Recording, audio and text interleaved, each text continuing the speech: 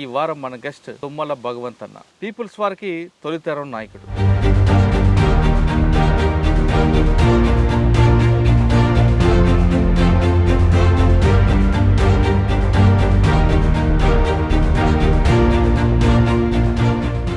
పెళ్లి చేసుకుని కాపురం నడుపుతున్న భగవంత్ అన్న తిరిగి ఎందుకు మళ్ళీ దళం వైపు వెళ్ళారు? ఇప్పుడున్న చైతన్యంతో చెప్తున్న మాట ఇది. అయితే సాంస్కృతిక భావాజాలంతో నన్ను బాగా గవర్నమెంట్ ఆఫీసుల వైపు నాది ఏదైనా చిన్న చిన్న పనులు ఉంటాయి కదా, నేను పోతుంటే ఒత్తిడిలు ఎక్కువైనాయి. ఆ ఒత్తిడి అనేటువంటిది ఎట్లుందంటే నాకు జస్ట్ అంతే కారణం. మీరు రెండో దఫా వచ్చినప్పుడు సరెండర్ అయిపోయిన వ్యక్తి లోపలికి వచ్చాడు అని పోలీసులు మరి మీ ఇంటి మీద దాడులు చేయడం, వాళ్ళకి ఇబ్బంది పడడం చేయలేదు? మా అన్నని, మా తమ్ముడిని, మా అమ్మని, సరే ఏదో మీరు చెప్పేది తింటాం కానీ మమ్మల్ని బాధ పెట్టకండి, వాడు వస్తే మేము చెప్తాం అంత కాదంటే వాళ్ళు కాంప్రమైజ్ అయిపోయారు. మీరు అప్పటికే పెళ్లి కోసం బయటకు వచ్చారు, పెళ్లి చేసుకున్నారు. అవును సార్. అక్క ఎన్కౌంటర్ చనిపోయిందా? అవును సార్. అవును. ఎలా జరిగిందన్నారు? ఈ సాంబశివుడు వాళ్ళ ధరం ఒక దాదాపు 20 మంది వరకు ఉన్నారు వాళ్ళు. ఇంకా ఒక రోజు ముందు వాళ్ళకు పోలీసులకు బాగా ఫుల్ ఫైట్ జరిగింది. 40 మంది టీం తోటి వీరోచితంగా పోరాడి డిఫెన్స్ టీమ్గా ఉండి మెయిన్ దళాన్ని మొత్తం కూడా తప్పించడానికి ఉపయోగపడి ఒక రోజు మొత్తం కూడా పోరాడింది. ఆ నీళ్ళ కోసం అని పొయ్యి వస్తున్న క్రమంలో కూడా అయితే పెంజర పాము మీద కాలు పెట్టేశారు. వాళ్ళందరూ కూడా స్నానం చేపిద్దామని పక్కకు తీసుకుపోయి ఇట్లా దించేసి ఇప్పుడు వచ్చి బ్యాచ్ చెట్ల కింద కూర్చున్నారు. చాలామంది రౌండ్ అప్ చేశారు. లేవనికి రాదు, ఊరకనికి రాదు, ఇంకా అట్లా చనిపోయింది సార్.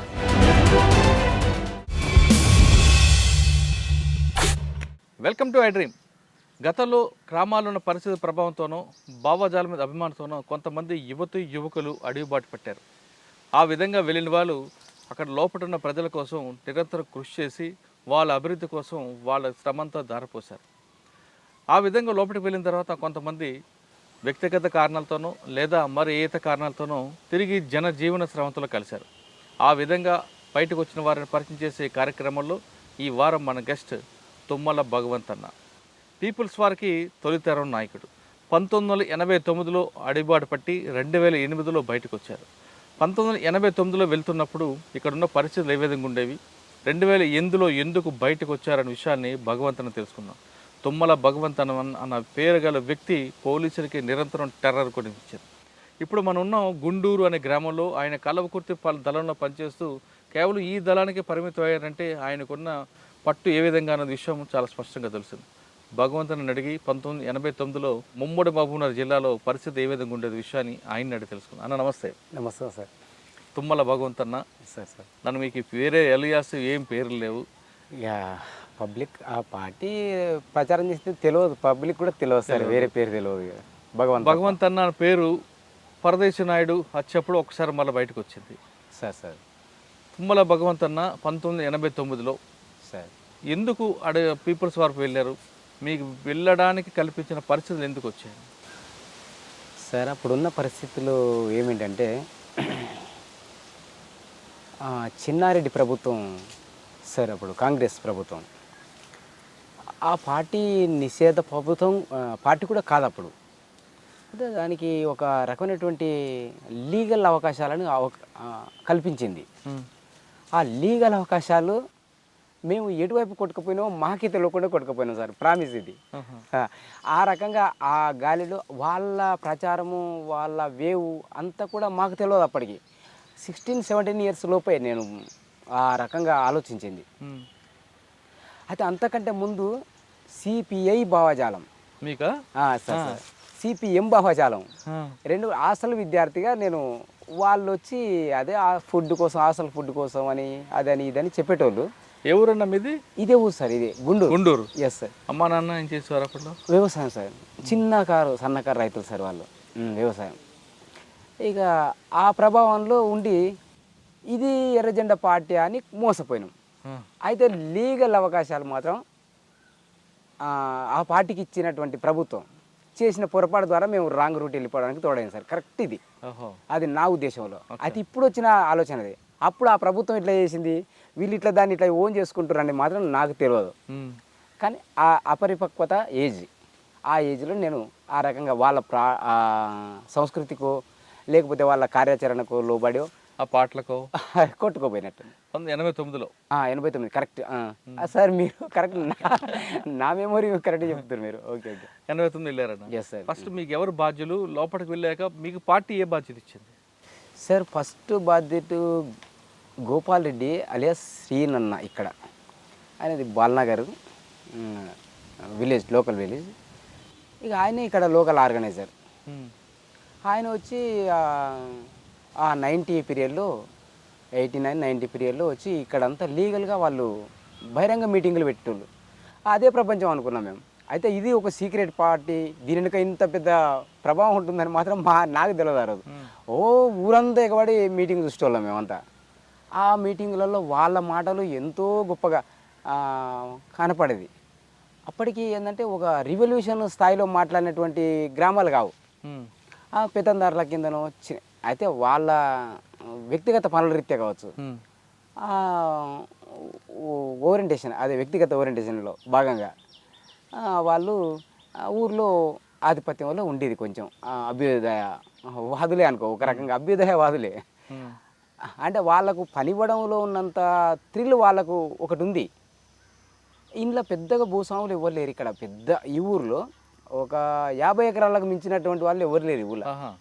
అంటే గవర్నమెంట్ ప్రకారం 60 ఎకరాలు దాటిన వాళ్ళకి మాత్రమే సీలింగ్ చేయాలని గవర్నమెంట్ తీసుకున్న నిర్ణయం. ఆ వినోబా భావే యొక్క విషయాలలో వచ్చినటువంటి వేవ్స్ అనుకో. అయితే ఆ విప్లవాలు కూడా మాకు తెలియవు అప్పుడు. ఆ సిపిఎం సిపిఐకి వెళ్ళా కొంచెం ఇట్లా తెలుసు. వీళ్ళు వచ్చి ఇక అనేక రకాలైనటువంటి విషయాలు చెప్పేసరికి మేము నిజంగా అది ఇది బ్యాలెన్స్ చేసుకోలేక కొట్టుకుపోయినాం ఇటువైపు. నిజం సార్ ఇది. గోపాల్ రెడ్డి గారితో వెళ్ళారు. ఎస్, గోపాల్ రెడ్డి శ్రీనన్న ఆయన పేరు ఇక్కడ. ఎక్కడికి వెళ్ళారు పార్టీలోకి? ఇదే సార్ లోకల్ నుండి ఆర్గనైజ్ చేయడమా? అంతే సార్. అప్పుడు సారా వ్యతిరేక పోరాటం అని ఊర్లలో క్యాంపెయిన్కు మమ్మల్ని, అయితే ఈ స్టూడెంట్ అదే 10th, 5th నుంచి 10th వరకు ఇట్లా సగం చదివి వచ్చినటువంటి వాళ్ళు తొందరగా అట్రాక్ట్ అయ్యారు అనుకో యూత్. అందులో భాగంగా నేను ఒక 10th క్లాస్ చదివినటువంటి ఫెయిల్యూర్ 10th సార్. ఆ టైంలో ఆ వైపుకు డైవర్షన్ అయ్యి కొట్టుకుపోవడం జరిగింది. అయితే హాస్టల్లో వీళ్ళ యొక్క ప్రభావం ఉన్నది కొంచెం, సిపిఐది సిపిఎంది. ఆ సిపిఐ వాళ్ళు ఏం చేశారంటే హాస్టల్లో చదువుతుంటే ఊరి భూభాగవతాన్ని ఒకటి నాటకం వేసేస్తారు వాళ్ళు. ఆ నాటకంలో నేను ఒక భాగస్వామిని. ఆ తెలియకుండా వాళ్ళు ఎంట పోయి వాళ్ళు నాటకాలు వేస్తారు. భూస్వామి నాటకం అని ఒకటి నాటకం వేయించేది. ఆ నాటకంలో ఏదో పెత్తందారుల యొక్క ఆధిపత్యాన్ని చెప్పేటోళ్ళు, పూర్ పబ్లిక్ యొక్క కార్యాచరణ చెప్పేటోళ్ళు. అట్టి విషయాలు నాకు అనుకోకుండానే నాటకపోయినది, నాకు తెలియకుండా. నేను ఏదో దాన్ని స్టడీ చేయాలనే లక్ష్యంతో పోయింది కూడా కాదు. వాస్తవంగా కలవకుర్తిలోనే చదువుకున్నా. అది జూనియర్ కాలేజీ, అంటే ఇంటర్మీడియట్ అందులోనే, 10th వరకు కూడా అందులోనే, 8th నుంచి 10th వరకు అందులోనే, 10th నుంచి ఇంటర్మీడియట్ అదే కాలేజీలో. రెండు ఒకటే పుట్టబడి టోటల్గా. ఆ ఎన్సీసీలో పోవాలనేది ఒక ఆప్షన్ ఉన్నది అప్పుడు. అయితే నేను సన్నగా బక్కగా ఉండి ఏంటికి ఉపయోగం లే విధంగా ఉండేటోని. అయితే ఆ చదువుకునేటప్పుడు కొంచెం మిలిటరీ యాక్టివిటీ పట్ల కొంచెం ఆకర్షితున్నైనా. అయితే ఆ కాలేజీ గ్రౌండ్లో రౌండ్ చేసేది రోజువారీగా. హై జంప్, లాంగ్ జంప్ చేసేది. అది ఎందుకోసం అంటే ఎన్సీసీ కోసం. అయితే అది ఫెయిల్ అయింది. అందులో నన్ను అది చేసుకోలేదు. అంటే నాకు అందులో ఏంటంటే ఇది అప్పుడు 10th క్లాస్ వాళ్ళు, ఇంటర్మీడియట్ కూడా దాదాపు చెప్పాలంటే 20 years అబవ్ ఉన్న వాళ్ళు ఉండ్రి ఆ టైంలో. ఇప్పుడు లేరు ఆ స్థాయిలో, కానీ అప్పుడు ఉన్నారు అట్లాంటి వాళ్ళు. అక్కడ నేను పోలేకపోయినా, దాన్ని క్యాచ్ చేయలేకపోయినా. ఇక గ్రామీణ ప్రాంతానికి వచ్చేసరికి ఇది ఒక అట్రాక్షన్తో కూడుకున్నటువంటి ఆప్షన్ నాకు దొరికింది. అటువైపుకు ఇంకా అది మైండ్లో పనిచేసిందో తెలియదు. ఈ సిపిఐ సిపిఎం భావజాలం పనిచేసిందో తెలియదు. సిపిఎం భావజాలంలో ఈ ఊరు లీడర్లే కొంతమంది. అలాంటి కార్యకలాపాలకు కొంచెం రైతుకూలి సంఘంలో పెట్టిన నన్ను ఈ ఊర్లోనే. ఫస్ట్ రైతుకూలి సంఘం అని అందరూ 50 years అబవ్ ఏజ్ ఉన్నటువంటి వాళ్ళ మధ్యలో 16 years అబ్బాయిని రైతుకూలి సంఘంలో సిపిఎం వాళ్ళు పెట్టారు. అది మీరే? నేను. అయితే అది ప్రభావం కూడా ఉంది. ఆ రైతుకూలి సంఘం వాళ్ళందరినీ కూడా ఇక్కడ అచ్చంపేట దగ్గర బొమ్మరిపల్లి అని ఉంటుంది, అక్కడ మధు అని అందులో రాష్ట్ర మెంబరు, వాళ్ళ రాష్ట్ర కమిటీ మెంబరు, ఆయన సపరేట్గా రైతుకూలి సంఘాలకు అందరికీ మీటింగ్ పెట్టి ఒక 2-3 రోజులు ఒక సబ్జెక్టు విధంగా చెప్పారు. దాంట్లో నేను మినిట్స్ రాసిన. ఏది ఆ యొక్క ఆయన చెప్పినటువంటివన్నీ కూడా ఆ మీట్స్ చూసిండు ఈ ఊరి లీడరు నేను రాసింది నువ్వు ఇంత క్యాచ్ చేయగలిగినావు అంటే నువ్వు మంచి లీడర్ అవుతావు అని కొంచెం ఎంకరేజ్ చేసింది ఎర్ర జెండా పార్టీ వైపు. అది కూడా ప్రభావం పడ్డది. ఇన్ని ప్రభావాల మధ్యలో పార్టీలోకి వెళ్ళారు. Yes sir. అయితే ఆ రకంగా ఈ ఇల్లీగల్ అవకాశాలు రావడం కూడా చాలా ప్రభావం వేసింది. ఆ సంబంధం ఎప్పుడు నేను సిపిఐ పార్టీలో ఎట్లా పాల్గొన్నాను, సిపిఎం పార్టీలో ఎట్లా పాల్గొన్నాను, ఇప్పుడు నక్సల్స్ మీటింగ్లలో కూడా అట్లే పాల్గొనడం జరిగింది. ఈ ఊర్లోకి వచ్చి మీటింగ్ పెట్టేప్పుడల్లా ఉరికేది వాళ్ళ మీటింగ్లకు. దీని వెనుక ఒక రకమైనటువంటి ఒత్తిడి ఉంటుంది అనేటువంటిది మాత్రం ఊహించినటువంటి సందర్భంలో కొట్టుకుపోయేది. అయితే ఆ ప్రభుత్వం తీసుకున్నటువంటి చర్య. ఓకే అన్న, ఆ టైంలో ఊర్లోకి ఎవరెవరు వచ్చారు మా నక్సల్స్? పెద్ద పెద్ద వాళ్ళు, కొండపల్లి సీతారామ ఇలాంటి వాళ్ళు ఎవరో కూడా వాళ్ళు ఇంతవరకు నేను కల్లారా చూడలే. ఎవరు వచ్చేవారు అప్పుడు పాటలు పాడడానికి? దానికి ఈయననే గోపాల్ రెడ్డి, అదే సీనన్న. ఇంకా శ్రీనన్న, అశోక్ అని ఒక ఆయన, ఈ లోకల్ ఆయన ఈశ్వరయ్య అని ఒక ఆయన. వీళ్ళు ముగ్గురు ఫస్ట్. మీరు కూడా పాటలు పాడతారట కదా? పాటలు ఇప్పుడు 100 పెగలదు సార్, ఇప్పుడు అయిపోయింది. దాని యొక్క యావరేజ్ అయిపోయింది. యావరేజ్. సరే, పార్టీలోకి వచ్చారు 1989, 90లో వచ్చారు. 91లో సార్, వాస్తవంగా 91లో వచ్చారు. అయితే వాళ్ళు అనుకున్న సంఘాలలో పని చేపించేటోళ్ళు. అన్న, అప్పటి నుండి మీరు భూ పోరాటాలు, రైతు కూలి సంఘాలను చేశారా? ఇంకేమైనా ప్రజల కోసం మంచి పనులు చేశారా? లేదు సార్, మొట్టమొదట వాస్తవికంగా అప్పుడు మద్య నిషేధ పోరాటానికి వ్యతిరేకంగా గ్రామీణ క్యాంపెయిన్ చేయించారు విద్యార్థులతోటి. నేను ఒక విద్యార్థిగా, వాళ్ళు కూడా కొంతమంది విద్యార్థుల ఆర్గనైజేషన్లో భాగంగా అందులో క్యాంపెయిన్ బ్యాచ్లో నన్ను ఇన్వాల్వ్ చేశారు ఫస్ట్. ఆ క్యాంపెయిన్ బ్యాచ్లో భాగంగా నేను ఈ కలకుర్తి ఏరియాలోనే విలేజ్ టు విలేజ్ పూర్తిగా మీరు 10 సంవత్సరాలు కల్లకుర్తికే ఎందుకు పరిమితం అయ్యారు, ముందుకు వెళ్ళకుండా? నేను మధ్యలో సరెండర్ అయ్యాను సార్ ఒకసారి. ఎప్పుడు? 97లో సరెండర్ అయినా. ఎలా, ఎక్కడ? ఈ మహబూబ్నగర్ ఎస్పీ సార్. ఎవరు అప్పుడు సాంబశివరావు సార్ అని ఎస్పీ సార్, నండూరి సాంబశివరావు అని ఆయన సార్. ఎందుకు సరెండర్ అయ్యారు సార్? నేను 16-17 ఇయర్స్లో వెళ్ళిపోయాను కదా. 97 వరకల్లా 23 ఇయర్స్ వచ్చినాయి సార్ నాకు. అయితే పెళ్ళి చేసుకోవాలనేటువంటి ఒకే ఒక చిన్న కోరిక సార్. కేవలం ఆ కోరిక వాళ్ళకి డైరెక్ట్ చెప్పేసిన. అదే నాకంటే సీనియర్స్, అబౌవ్ 10 ఇయర్స్ సీనియర్స్ వాళ్ళకు పెళ్ళిళ్ళు కాలేదు. వాళ్ళని కాదని నేను చెప్పడానికి, అభిప్రాయం చెప్పడానికి కూడా మనసు ఒప్పలేదు. అయితే కర్రెమ్మ నరసప్ప అని, తొంటచేయి లింగాన్ అని ఉండేవారు, శేషానని, ఆయన వాళ్ళందరూ కూడా చాలా సీనియర్స్. ఆ తర్వాత వాళ్ళు ఏజ్డ్ చాలా. అలాంటి వాళ్ళకే పెళ్ళిళ్ళు లేవు. నేనేమైనా అభిప్రాయం పెట్టాలి, అబ్బా వీళ్ళకి చెప్పకుండా ఇంటికి పోవడమే బెస్ట్ అని నిర్ణయం చేసుకున్నాను సార్. ఇది వాస్తవం.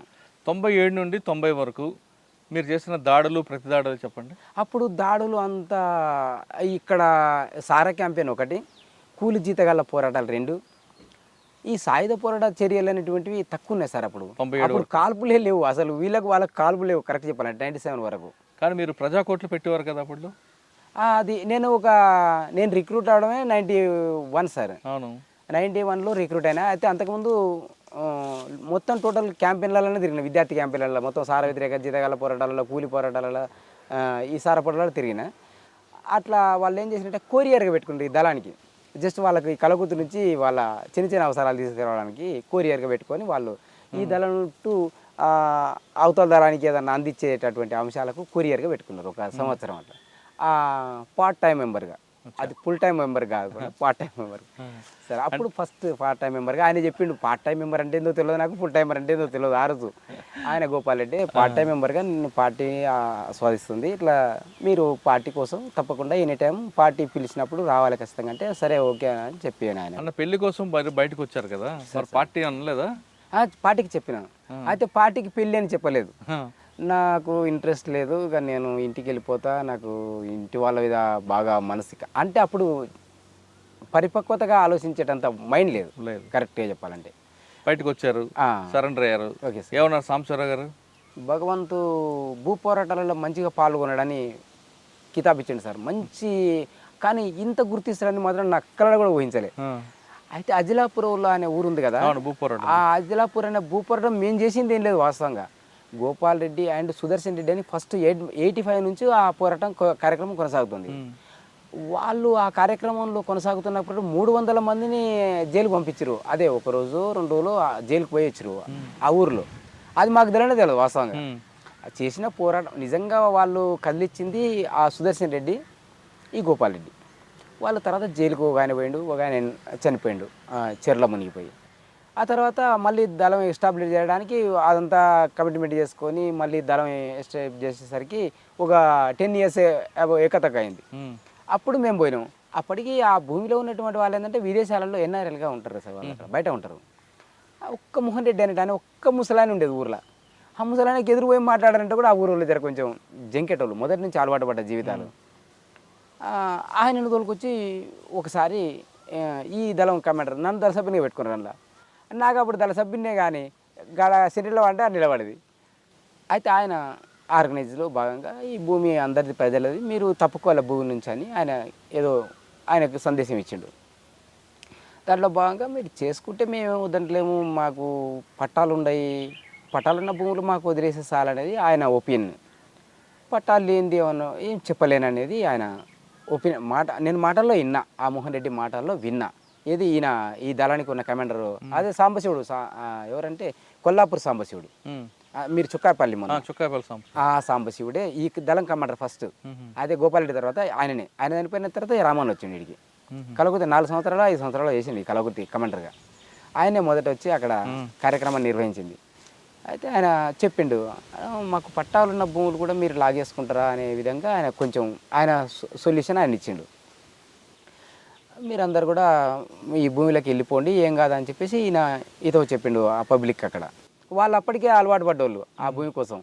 కాబట్టి ఎప్పుడు పార్టీ వస్తుందో, ఎప్పుడు వెళ్ళిపోవాలో, అందులో దొరబడాలో అనే విధంగా వాళ్ళు ఉన్నారు. అంతే, కొంచెం కోఆపరేటివ్లో భాగంగా పోయి భూములు దున్నుకున్నారు, వాళ్ళే పంచుకున్నారు, వాళ్ళే ప్రతినిధులు, వాళ్ళే యజమానులు, వాళ్ళే. ఆ రకంగా వాళ్ళు నిర్వహించిన దాంట్లో భాగంగా పార్టీ అనే పక్షాన మేము తోడైనట్టు. అయితే సార్ అది గుర్తించుడు, నేను చేసింది ఏం లేదు, అమ్మ ఇంత పెద్ద పేరు నాకు వచ్చిందని నేను ఊహించే కల కూడా ఆయన మాట్లాడేటటువంటి దాంట్లో వైబ్రేషన్ వస్తుంది మంచి. ఒక సార్ యొక్క మీరు ఇంటర్వ్యూ కూడా విన్నా, నేను సార్ ఇంటర్వ్యూ కూడా విన్నా, మీరు సార్తో మాట్లాడగలిగినారు. అబ్బా మీరు వస్తుంటేనే నేను ఆ సార్ ద్వారా అబ్బా అంత సార్ తోటి మాట్లాడగలిగిందంటే, మమ్మల్ని పిలుస్తుంటే నేను ఊహించగలిగిన. అబ్బా అంత నాలెడ్జీ కలిగినటువంటి వాళ్ళు నన్ను ఆస్వాదిస్తారంటే నేను గౌరవించాలనేది నా ఉద్దేశం మొదటి నుంచి ఉంది. సాంబశివరావు గారు ఇంకేమన్నారైతే అదొక్కటే సార్ అన్నది. కలెక్టర్ సరైనటువంటి నిర్ణయం తీసుకున్నాడు, మరి ఏదో అన్నాడు ఆయన మాటలలో. అది కలెక్టర్ పేరు ఎలా పెట్టిండు, ఆ భూమిలోకి ఈ భగవంతు కూడా ఇన్వాల్వ్ అయ్యిండు, భగవంతు కూడా దాన్ని ప్రాపగండకు తీసుకొచ్చిండు అనే విధంగా ఏదో చెప్పిండు విలేకరులకు. ఇప్పుడు 10 మంది విలేకరులు కూర్చోబెట్టి బహిరంగ ఇంటర్వ్యూ ద్వారా లొంగుబాటును గుర్తించిండు ఆయన. ఇంకా అంటే ఏదో చెప్పిండు కానీ అది నాకు మైండ్లో నాటుకున్నది అట్లే, ఇప్పుడు కూడా మర్చిపోలేదు ఆ ఒక్క మాటని. ఆయన నాతో ఎక్కువ మాట్లాడింది లేదు, చూపింది లేదు, చూసింది లేదు, అంతే సరిగా. తర్వాత బయటకు వచ్చారు. భూ పోరాటం పేరు ఒకటి పడ్డది అట్లా ఆ రకంగా. అయితే నేను ప్రత్యక్షంగా సారా వ్యతిరేక పోరాటాలలో పాల్గొన్నా, కూలీ జీతగాల పోరాటాలలో కూడా పాల్గొన్నా. అంటే ఇల్లీగల్ కాకముందే లీగల్గా. సరే, తర్వాత పెళ్లి చేసుకున్నారా?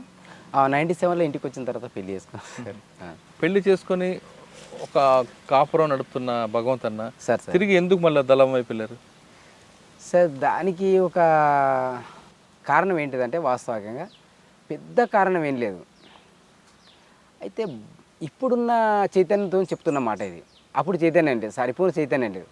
అయితే సాంస్కృతిక భావాజాలంతో నన్ను బాగా గవర్నమెంటు ఆఫీసుల వైపు నాది ఏదైనా చిన్న చిన్న పనులు ఉంటాయి కదా, నేను పోతుంటే ఒత్తిడిలు ఎక్కువైనాయి. అయితే సాంస్కృతిక భావాజాలాన్ని వాళ్ళు ఆకర్షించడం కోసం, జస్ట్ అంతే కారణం. ఆ సాంస్కృతిక భావజాలంలో భాగంగా వాళ్ళు ఆ ఒత్తిడి అనేటువంటిది ఎట్లుందంటే, నాకు పని చేస్తలేరేమో, నన్ను అవాయిడ్ చేస్తారేమో అన్నట్టే నేను ఊహకి వెళ్ళిపోయినా. మీరు ఊహించుకున్నారు? నాకు నేనుగా ఊహించుకున్నా. వాస్తవికంగా వాళ్ళ పని చేయడానికి కావాల్సినటువంటి గ్రౌండ్ ప్రిపేర్ చేయడానికి కావాల్సినటువంటి సంస్కృతిని వాళ్ళు నా మీద ప్రయోగిస్తున్నారు, చిన్న చిన్న ప్రయోగాలు. అది నాకు అర్థం చేసుకునేంత చైతన్యం లేదు ఆ రోజు. అదే సార్. అయితే ఆ రకంగా ఒత్తిడి ఎక్కువ గురయ్యి ప్రతిదీ నేను వాళ్ళు ఎంత ఆకర్షించినా కూడా నేను స్టేషన్కి పోవడానికి సిద్ధం కాకపోయేది ఫస్ట్. ఇక అరే మేము మీకోసం మేము లొంగిపోయినప్పుడు వాళ్ళే పర్యవ చేసి వాళ్ళే టాకర్ ఇచ్చారు. వాస్తవికంగా పర్యవ అంటే అదే చిన్న చిన్న క్యాస్ట్ సర్టిఫికేట్, అంటే ఊరి క్యాండిడేట్ అని, ఇలా సరెండర్ అని, ఇవన్నిటికి సంబంధించినటువంటి ఫైల్స్ అన్నీ కూడా రెడీ చేసి ఎండి ఆఫీస్కి ఈ లోకల్ కానిస్టేబుల్ దగ్గరుండి లైసెన్స్ కావాలంటే ఇట్లాంటి వాళ్ళు దగ్గరుండి చేపించి పంపించారు. ట్రాక్టర్ ఇప్పించారు. ట్రాక్టర్ ఇప్పించారు సార్. అయితే ఆ రోజు 3.5 లక్షలు దానికి. ఆ రోజు రూ. 3 అంత విలువ ఉంది. నిజంగా చెప్పాలంటే నా చేతిలో రూ. 3 లేకున్న టైంలో ఆ 3,00,000 పెట్టి ట్రాక్టర్ ఇచ్చింది గవర్నమెంట్. దాన్ని కరెక్ట్గా యూజ్ చేసుకోలేదు. తర్వాత ఒత్తిడికి తట్టుకోలేక ఆఫీసర్స్ యొక్క చైతన్యం ఎట్లుంటుందంటే, ఆఫీసర్ చైతన్యమే సార్. వాస్తవికంగా ఏంటంటే నేను దాన్ని అర్థం చేసుకునే స్థాయిలో లేని క్యాండిడేట్ను. అక్కడ నేను డిఫరెంట్ కావాల్సి వచ్చింది అంతే. మళ్ళీ పోవడానికి కారణం కదా ఒక్కటే. ఓకే. రెండోసారి ఎవరిని కలిసి వెళ్ళారు? ఫస్ట్ అంటే Gopal Reddy alias. Yes sir. రెండోసారి అంటే నాకు ఒత్తిడి వస్తుంది అనేటువంటిది వీళ్ళు ఊకే వచ్చేటోళ్ళు ఇక్కడ లోకల్గా ఎవరంటే రామన్న అక్కడ ఇక్కడ నుంచి డివైడ్ వెళ్ళిపోయిన తర్వాత ఈ సాంబశివుడు ఐలే వచ్చిండి కలవకుర్తి ఏరియాకు కమాండర్గా. ఈ సాంబశివుడు ఇక్కడ నుంచి జిల్లా కమిటీలకు తీసిరు. తర్వాత లోకల్ అశోక్ అని కమాండర్, ఈ కొల్లాపూర్ ఏరియాని అశోక్ కమాండర్గా ఇక్కడ ఉన్నాడు. ఆ కమాండరు సరికొండ ఎన్కౌంటర్లో చనిపోయాడు. ఇక్కడ సరికొండ అమ్మని కలపక సరికొండ ఆయన చనిపోయినప్పుడు ఈ ఐలయ అదే ఈ సాంబశివుడు ఐలయ ఆయన ఒక 3 సంవత్సరాలు ఇక్కడ కమాండర్ చేసిండు. ఆయన కమాండర్ చేసినప్పుడు ఆయన ఒక్కటే నన్ను లాగడానికి ప్రయత్నం చేసాడు. నేను లొంగిపోయి 4 సంవత్సరాలు ఉన్నాయండి ఇక్కడ.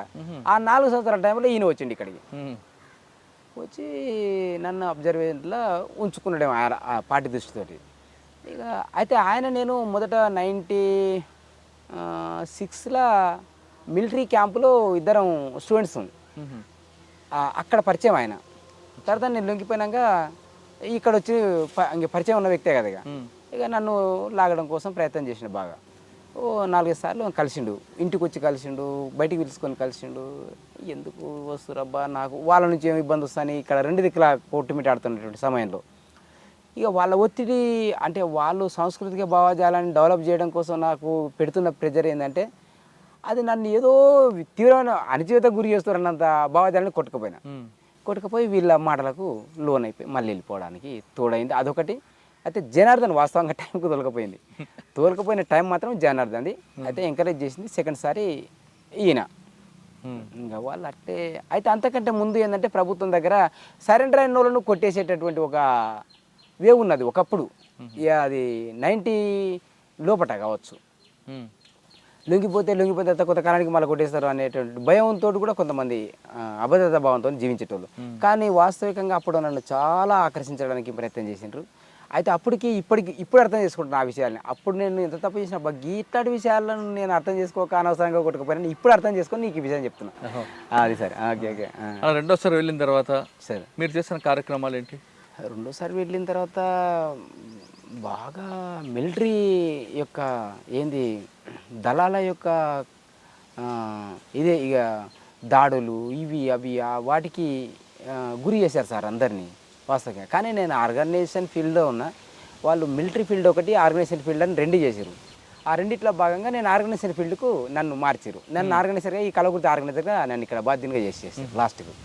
కలవకుర్తి ఆర్గనైజర్గా ఉంటూ మీరు చేసే కార్యక్రమాలు ఈ కలవకుర్తి ఆర్గనైజర్గా ఉంటూ ఏంటిదంటే 90 నుంచి నేను పనిచేసినటువంటి ఒక అనుభవం ఉంది కదా సార్ ఇక్కడ. అవును. అయితే 2000లో నేను డిసెంబర్ వెళ్ళిపోయినా. మళ్ళీ 2000 నుంచి మళ్ళీ వీళ్ళ దగ్గర పనిచేస్తున్నప్పుడు ఏంటంటే పోయిన సంఘాలని మొత్తం కూడా మళ్ళీ పునర్నిర్మాణం కోసం కృషి చేస్తాను సార్ వాస్తవికంగా. అయితే వాళ్ళు అప్పటికే ఏంటంటే అనేక అణచివేతలకు గురయ్యాయి. అంటే సంఘాలలో కొంచెం ఏమొచ్చిందంటే డిఫరెన్స్ వచ్చినాయి సార్ వాళ్ళ మధ్యలో. ఆ డిఫరెన్స్ ఎట్లా వచ్చిందంటే గ్రామాలలో అప్పుడు రాజకీయ పార్టీలు ఏం చేసినాయంటే కొన్ని సంఘాలకు గురి చేసింది. అదే ఏది మహాలక్ష్మి గ్రూపులని, అదే బడి చైర్మన్లు, బడి యొక్క బాడీ అని, విద్యా కమిటీ చైర్మన్, ఆ విద్యా కమిటీ ఇట్లాంటి కమిటీలకు గురి చేసారు వాళ్ళందరినీ. అయితే ఆ సంఘాలు మర్చిపోయారు, ఈ సంఘాలలో బలి పడిపోయారు. అప్పుడు వచ్చి నేను వీళ్ళని టచ్ చేస్తే వీళ్ళు పార్టీల మధ్యలో కొట్లాడడం నాకు వైరుధ్యాలతో వస్తున్నారు నా దగ్గరికి. వాళ్ళను మళ్ళీ ఒక కమిట్మెంట్ తీసుకురావడం కోసం నేను ఏం చేయగలను అబ్బా నేను. అయితే నేను సింగిల్ ఆర్గనైజర్ ఇక్కడ సింగిల్ ఆర్గనైజర్ సిస్టమ్ ఇక్కడ 2000 లోపలనే ఇక్కడ మిలిటరీ యాంగిల్ ప్రకారంగా సెక్షన్ కమాండర్గా తిరిగేది. ఇక్కడ ఒక సెక్షన్ 7 మందితో తిరిగేది దళం. అది తీసేసి ఇక్కడ నుంచి ఎత్తేసి ఒక సింగిల్ ఆర్గనైజర్ ఒక సింగిల్ దళ సభ్యులతో ఇక్కడ తిరిగేది. నేను సింగిల్ ఆర్గనైజర్గా సింగిల్ దళ సభ్యులతో వీళ్ళు ఒక గ్రూపులుగా తయారయ్యారు. వీళ్ళని నేను ఎట్లా తట్టుకుంటా అబ్బా అని చెప్పేసి నేను వాళ్ళని డెవలప్ చేయడం కోసం నేను డెవలప్ చేసుకోవడం కోసం కృషి చేసి సరే ప్రయత్నపూర్వం రెండోసారి పోయినటువంటి ప్రయత్నంలో భాగంగా వాళ్ళతో నేను నేర్చుకున్నా, నాతోని వాళ్ళు నేర్చుకున్నారా, అది ఇందులోనే ఇంక్లూడ్ అయిపోయింది. ఇది పెద్ద సమస్యలుగా మారలే పార్టీకి. టోటల్గా నేను ఏంటంటే సంఘ సభ్యులందరినీ కూడా మీ మధ్యలో ఉండే వైరుధ్యాలన్నింటిని కూడా సామరస్యపూర్వకంగా పరిష్కరించుకొని ఆ పార్టీని కాపాడడం కోసం కృషి చేయడం చెప్పేసేటటువంటి సందేశాన్ని పార్టీలకు తీసుకుపోయింది సార్. పార్టీ ఇచ్చినటువంటి ఒక ఆర్గనైజర్గా ఉండి ఎంతమందిని మీరు మెయింటైన్ చేస్తారు? టోటల్గా ఈ కలవకుర్తి ఏరియాలో కలవకుర్తి దళం యొక్క పరిధిలో నేను తిరగగలిగాను సార్. ఒక్కరే? ఓ నా 1+1 అంటే ఆ 100 మంది దాటిపోయారు నా తర్వాత. ఎంత వెళ్ళిపోయారంటే ఒక వారంలో ఇక్కడ ఏంటంటే మొబైల్స్ ఎక్కువ సార్, వాళ్ళ పోలీస్ పార్టీలు ఎక్కువ. ఇక్కడ ఏంటంటే రోడ్డు సౌకర్యాలు, ఇవన్నీ సెల్ ఫోన్ సౌకర్యాలు, ఊరి ఒత్తిడి కూడా వాళ్ళకు అంటే మా దగ్గర రావాలి సార్ అని ఇప్పుడు వాళ్ళు ప్రెజర్ చేసినప్పుడు వాళ్ళు కూడా రాక తప్పదు. అయితే ఒకటి వాళ్ళు అట్లా వచ్చిరని కూడా ఏమనుకోను, మా వైపు మమ్మల్ని వెంటాడాలని కూడా వాళ్ళకు ఉంటుంది. అయితే ఆ సందర్భంగా ఏంటంటే మొబైల్ పార్టీలు ఎక్కువ, ఎప్పుడు కనబడుతుంటే పక్కపొట్టు పోయేసారి ఇక దాటిపోయేది. ఎందుకోసం అంటే వాళ్ళ ప్రయత్నాలు వాళ్ళు, ఇక మేము ఎట్లా తప్పించుకోవాలనే ప్రయత్నం మేము. అయితే ఈ మొబైల్ అయితే అడవిలో ఉన్నటువంటి వాళ్ళని ఇక్కడ తోలేటోళ్ళు, నాకు వాళ్ళకు స్టోరేజ్ ఉంటారు కదా సార్ వాళ్ళ దగ్గర. ఈ సాంబశివుడే అక్కడ ఇప్పుడు జిల్లా కార్యదర్శి, జిల్లా మెంబర్గా ఉండి ఇక్కడ బాధ్యుడు కూడా ఈ లోకల్ కమాండర్ చేసిన తర్వాత అప్పర్ ప్లాట్ ఈ కలవకుర్తి 2 దళాలని ఒకే రెండు దళాల సెక్రటరీగా చూసేటోడు. ఓకే. ఆ జిల్లా సెక్రటరీ కాకుండా ఏరియా సెక్రటరీ అక్కడ ఉన్న అడిషనల్ ఫోర్స్ని పంపిస్తే వాళ్ళు వారం రోజులు కూడా 10 రోజులు కూడా పోతే మళ్ళీ ఒక్కరిని చేసి వెళ్ళిపోయేటోళ్ళు. ఎప్పుడు ఒక్కరిని అయ్యేటోని. ఎందుకు ఉండేవారు కాదు? అదే సార్, ఈ పోలీసుల యొక్క మొబైల్ పార్టీలు అన్నిటిని కూడా ఎప్పుడు ఆ తిండి తెచ్చుకోవాలంటే కూడా ఒక పెద్ద ఇబ్బందిగా ఉండేది. వీళ్ళ మధ్యలో నిజంగా ఇంట్లో పిల్లలు ఎలకలు ఎట్లా తిరుగుతాయని ఒక సామెత మేము చెప్పుకునేది సంఘాలలో. అలాంటి పద్ధతిలో తిరిగేటోళ్ళం సార్ ఇట్లా. అయితే ఇది వాస్తవికంగా సంఘాలలో ముందు ఆ పార్టీ ప్రభావం ఉన్నప్పుడు పనిచేసినటువంటి వాళ్ళందరినీ కూడా ఏంటంటే మళ్ళీ సంఘటితం చేయడం కోసం, వాళ్ళని సంఘాలలో బలోపేతం చేయడం కోసం, ఆ పాత సంఘాల యొక్క ప్రభావాన్ని ఆ సంఘాల ద్వారా వచ్చి సాధించినటువంటి విజయాల్ని తెలియజెప్పుకుంటూ వాళ్ళ కోసం నేను కొంతకాలం పనిచేసిన. అంటే రెండో దఫా వచ్చినప్పుడు? Yes sir. ఫస్ట్ నేను ఓన్ క్యాంపెయిన్గా ఇట్లా వర్కౌట్ చేసిన. అప్పటికి నేను సభ్యుడిని, నేను ఓన్లీ చెప్తే చేసిన. మీరు రెండో దఫా వచ్చినప్పుడు సార్ సరెండర్ అయిపోయిన వ్యక్తి లోపలికి వచ్చి మళ్ళీ బయటికి వెళ్ళే లోపలికి వచ్చాడు అని పోలీసులు మరి మీ ఇంటి మీద దాడులు చేయడం, వాళ్ళకి ఇబ్బంది పడడం చేయలేదా? సార్ మా అన్నని, మా తమ్ముడిని, మా అమ్మని నేను నేను అండర్ గ్రౌండ్ అయ్యేటప్పుడు మా నాన్న చనిపోయాడు. నేను 93లో చనిపోయాడు మా నాన్న. నేను 91లో వెళ్ళిపోయినా. అయితే 93లో 91లో నన్ను కలిపే కొట్టేసారు పోలీసు వాళ్ళు. అయితే మా కుటుంబం అందరూ వ్యక్తిగతంగా ఒకరొకరుగా దెబ్బలు తిన్నారు. అయితే దెబ్బలు తిన్న తర్వాత వాళ్ళు సరెండర్ అయిపోయిందంటే వాళ్ళకు సరే ఏదో మీరు చెప్పేది తింటాం కానీ మమ్మల్ని బాధ పెట్టకండి, వాడు వస్తే మేము చెప్తాం అంత కాదంటే వాళ్ళు కాంప్రమైజ్ అయిపోయారు. అయితే నేను వచ్చేది వాళ్ళకి చెప్పి రాకపోయేది కదా, నేను వచ్చేది నేను తిప్పులు కొద్ది నేను వెళ్ళిపోయేది. మళ్ళీ వచ్చినట్టు కదంటే వచ్చింది సార్ మరి ఏం చేయాలి, నేను రావద్దు అననీక రాదు, వాడిని వస్తే ఎందుకు వచ్చినా అననీక రాదు, ఏం చెప్పాలనో తెలియదు మాకు, ఇక మీరు మమ్మల్ని పిలిస్తే మేము వస్తున్నాం, ఉన్న విషయం చెప్తున్నాం, మీరు ఏ నిర్ణయం తీసుకుంటే మీ ఇష్టం. వాళ్ళు వచ్చి వాళ్ళు తుపాకులతో వచ్చి మేము అప్పుడు 7 మంది సార్ ఇక్కడ దళం. ఆ 7 మంది వచ్చేసరికి వాళ్ళు ఏం చెప్తారు సార్ మాకు, నేను ఒక సభ్యుని అలా అట్లా ఉండే సార్. ఇక రెండో దఫా మీరు వచ్చిన తర్వాత సార్ మీరు అప్పటికే పెళ్లి కోసం బయటకు వచ్చారు, పెళ్లి చేసుకున్నారు. అవును సార్. అక్క ఎన్కౌంటర్ చనిపోయిందా? అవును సార్. అవును. ఎలా జరిగిందన్నారు? ఆ రోజు నేను లేదు సార్, నేను లోకల్ ఆర్గనైజర్గా నాకు బాధ్యత ఇచ్చింది పార్టీ, నేను లోకల్గా ఉన్నా ఆ రోజు.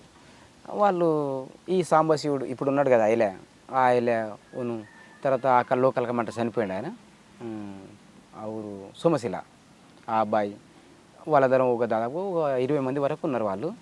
వాళ్ళ క్యాంపెయిన్లో భాగంగా ఒకరోజు ముందు వాళ్ళకు పోలీసులకు బాగా ఫుల్ ఫైట్ జరిగింది. ఈమె డిఫెన్స్ టీమ్ కమాండర్గా ఉన్నది మా భార్య.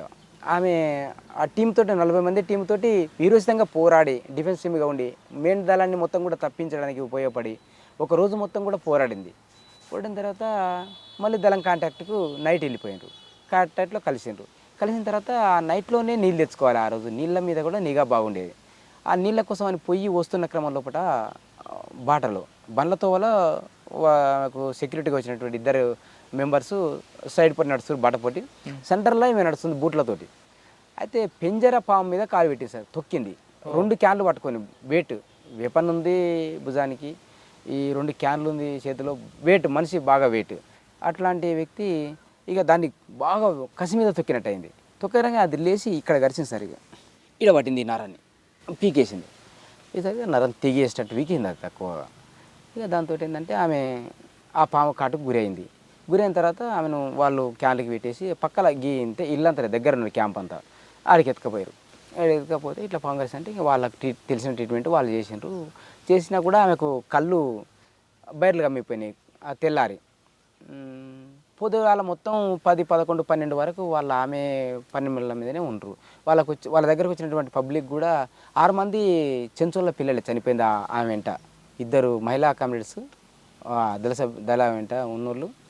ఆ తర్వాత ఒక 3, 4 చెంచోళ్ళ పిల్లలు ఇంటర్మీడియట్ అమ్మాయిలు. వాళ్ళు ఏదో లోకల్ వాళ్ళు రిక్రూట్ కావడానికో ఎందుకో ఇన్వాల్వ్ అయ్యారో ఎందుకో తెలియదు. వాళ్ళందరూ కూడా స్నానం చేపిద్దామని పక్కకు తీసుకుపోయి ఇట్లా దించిరిచి ఇట్లానే ఇట్లా చెట్లు ఉంటాయి కదా సార్ అట్లా అడవిలో. వాళ్ళు ఎప్పుడు వచ్చి బ్యాచ్ చెట్ల కింద కూర్చున్నారు. చాలామంది రౌండప్ చేశారు. అయితే ఒక ఆయన ముందే ఒక అబ్బాయి ఏదో చెంచోళ్ళకు వ్యవసాయ విత్తనాల కోసం అని పైసలు 20,000 ఇచ్చి పంపించారు ఆ పిల్లని. ఆ పిల్లాడు బ్యాచ్లకు చేతిలో పడ్డాడు. ఆ పిల్లాడు ఎక్కడ ఉండో చెప్పకపోతే నేను ఇక్కడనే చంపేస్తామని ఏదో బెదిరించుంటారు. ఇంకా ఆయన చక్కగా తీసుకొని వచ్చాడు. వాళ్ళు రౌండప్ చేసేసారు. రౌండప్ చేసి ఓ దగ్గర వచ్చి కూర్చున్నారు. ఇక అటాక్ చేయడం కోసం సిద్ధంగా ఉన్నారు. ఆ టైంలో వీళ్ళు ఎదురు తీసుకుపోయి ఆడ దించిరు మేము. అయ్యో, ఆ చెంచోళ్ళ పిల్లలు స్నానం చేపియాలని. అప్పటికే ట్రీట్మెంట్ అవన్నీ అయిపోయినాయి. జర కొంచెం ఆ తిండి ఆ కార్యకలాపాలు అన్నీ అయిపోయినాయి. వాళ్ళు కొంచెం రెస్ట్ అయ్యే టైంలో నీళ్ళు కాగబెట్టిండ్రు ఆ పిల్లలు. స్నానానికి తీసుకుపోయి అట్లా దించగానే ఆమె వచ్చి ఇట్లా దించి వచ్చినటువంటి వాళ్ళు ఇట్లా లేచిరు. వాళ్ళందరికీ కాల్పులు జరిగినాయి. ఈమె కింద కూర్చోబెట్టారు కదా, లేవలేదు. ఈమె కాళ్ళు మొత్తం పని చేయకుండా అయిపోయినాయి. కళ్ళు మొత్తం పని చేయవు, కాళ్ళు మొత్తం పని చేయవు. ఆమె దగ్గర ఉన్నటువంటి నిరాయుధం చేసేసారు. ఆయుధంగా ఏం లేదు. ఇక ఆమె అడ్డం పడిపోయింది. అడ్డం పడగానే ఇక అందులో అదే ఇది కింద పడిపోయిన వాళ్ళందరూ కొట్టుకుంటారు బాగా ఈమెను కూడా కొట్టేశారు. అట్లే ఈమెను పడిపోయింది. ఈమె కూడా అడ్డం పడిపోయింది. ఈమె మాటలు కూడా చెప్పలేకపోతుంది. అందులో అట్లే పడిపోయింది. లేవనీకి రాదు, ఊరకనీకి రాదు. ఇంకా అట్లా చనిపోయింది సార్. అది రియల్గా తెలిసినటువంటి విషయం అన్న. అప్పటికి మీకు పాప ఉంది కదా? సార్ ఇంటికాడనే నా 5 నెలల 20 రోజుల పాప, అంటే 6 నెలలకు 10 రోజులు తక్కువ ఉన్న పాపని వదిలేసి వెళ్ళిపోయింది సార్ వాస్తవంగా. అయితే నేనేంటిదంటే కొంచెం జర ఎక్కువ ఊహించుకున్నా వాస్తవికంగా. గవర్నమెంట్ నన్ను ఒత్తిడి చేస్తుందని ఊహించుకున్నా కానీ నన్ను డెవలప్ చేస్తుందని ఊహించుకోలే.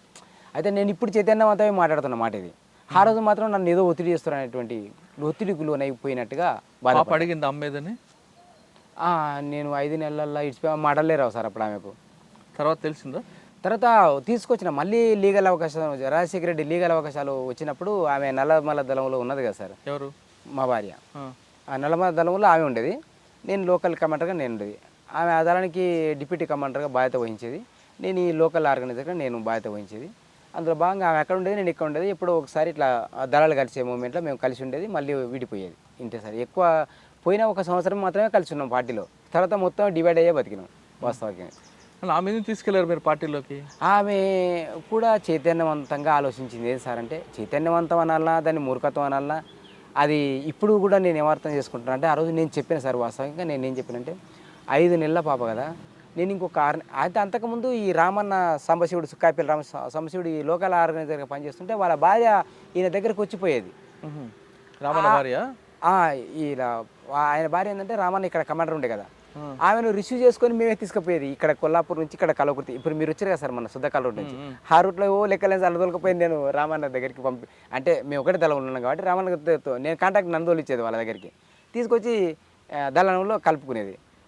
అలాంటి అనుభవం. అరే నేను మళ్ళీ వస్తా, ఈ పిల్లని విడిచిపెట్టి నువ్వు రావద్దమ్మా, ఇట్లా సంగతి నేను వస్తా ఖచ్చితంగా అంటే నువ్వు పోతే నాకు దొరకవు అనే ఉద్దేశంలో కొంచెం ఫీల్ అయింది సార్. అట్లా అంటే భార్యాభర్త అవినాభ సంబంధంలో భాగంగా ఆమె ఆలోచించింది.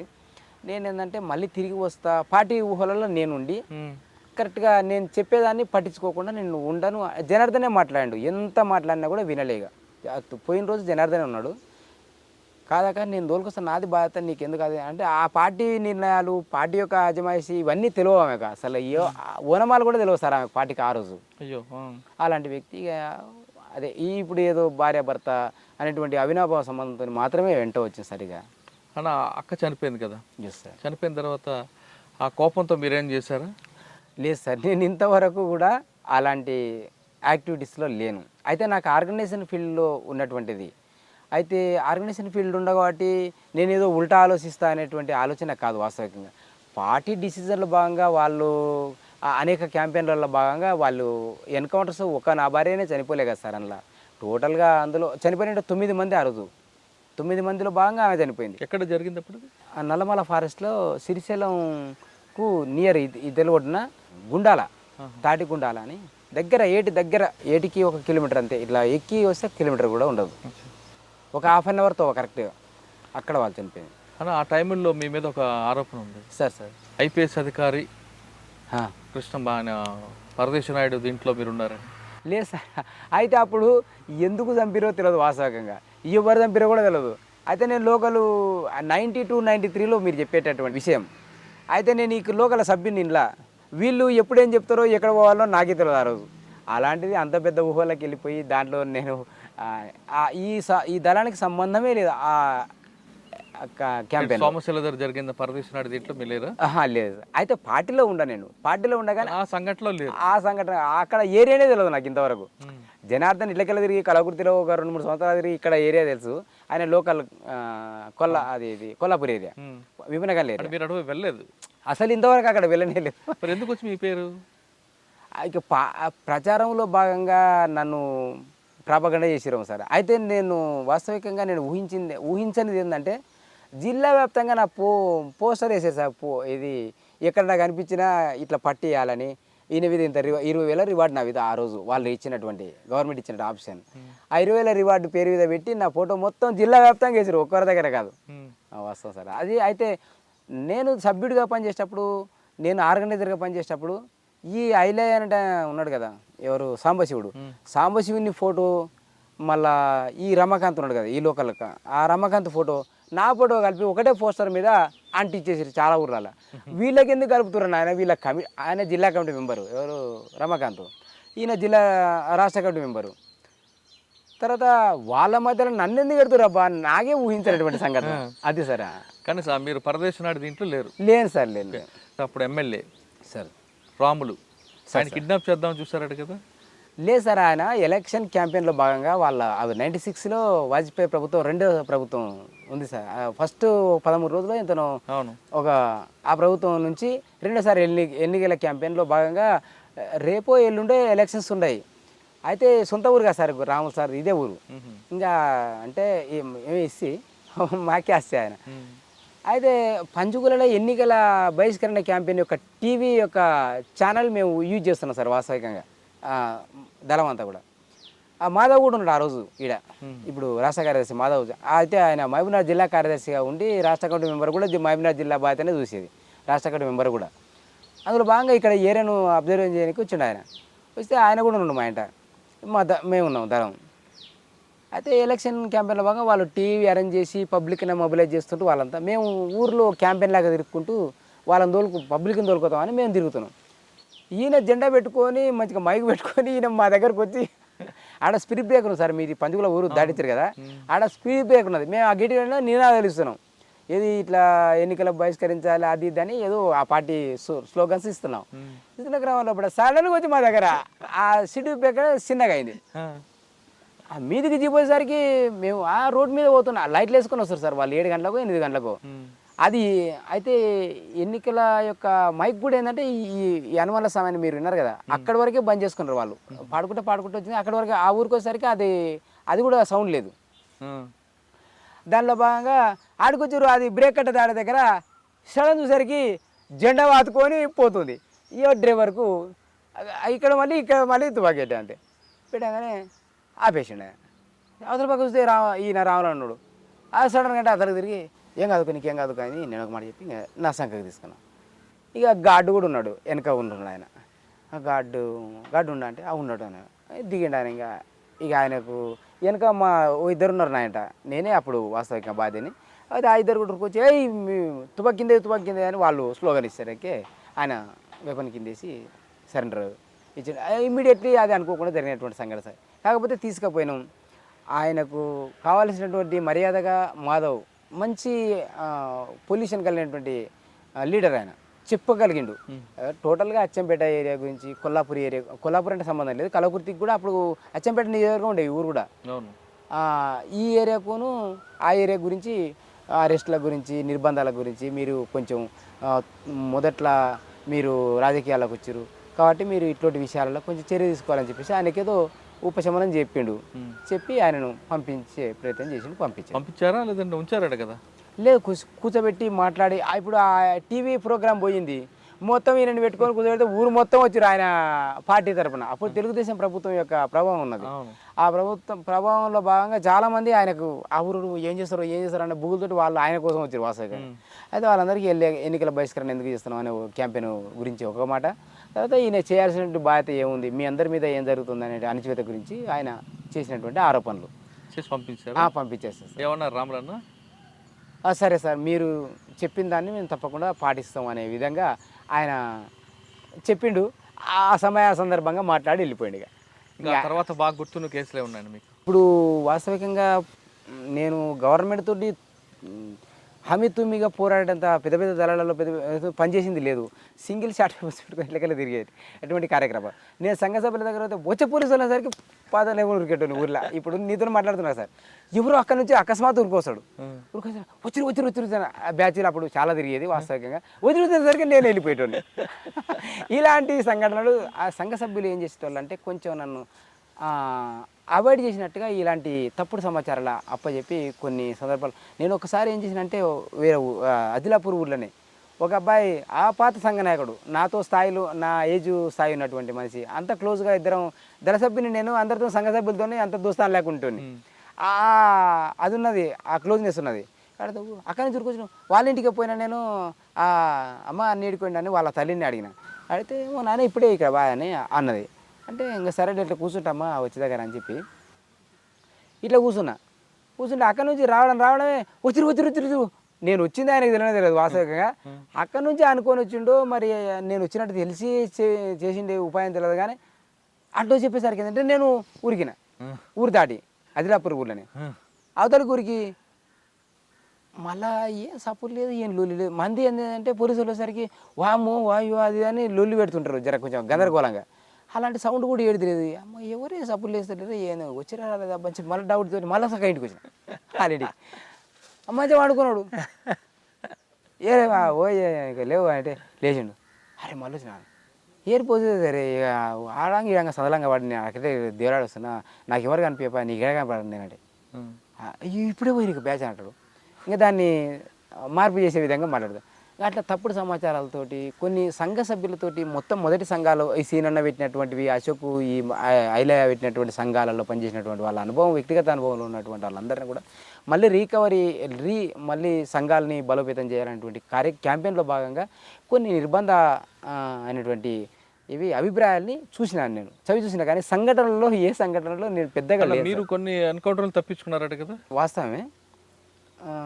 ఇక్కడ చౌదరిపల్లి అని ఉంది సార్, ఈ పోల్కంపల్లి పక్కల.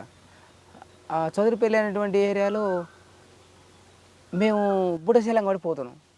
బుడశీలం వండుకున్నారు వాళ్ళంతా కూడా దాదాపు 30 మంది దగ్గర, 30 ఎంతమంది అని అర్థం తెలియనంత.